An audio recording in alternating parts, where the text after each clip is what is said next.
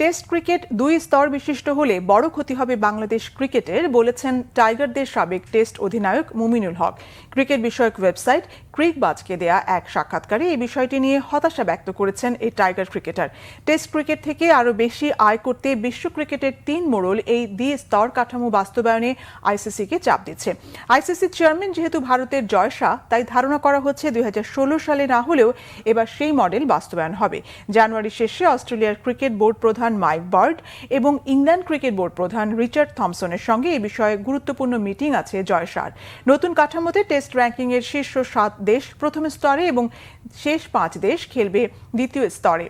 ক্রিকবাজকে মুমিনুল বলেছেন, ফরম্যাটের বিষয়টি এখনো চূড়ান্ত নয় এবং তবে প্রথম স্তর থেকে অবনমন এবং দ্বিতীয় স্তর থেকে প্রথম স্তরে উন্নয়নের কোনো সুযোগ রাখা হবে কিনা সেই বিষয়টিও পরিষ্কার নয়। মুমিনুল আরও বলেছেন, এতে টেস্ট ম্যাচের সংখ্যা কমে যাবে এবং বাংলাদেশ সহ দ্বিতীয় স্তরের দলগুলো শুধু ম্যাচ সংখ্যায় নয়, আর্থিকভাবেও বড় ক্ষতির মুখে পড়বে। বড় দলগুলোর বিপক্ষে খেলার সুযোগ না পেলে বাংলাদেশের ক্রিকেটের উন্নতি হবে না।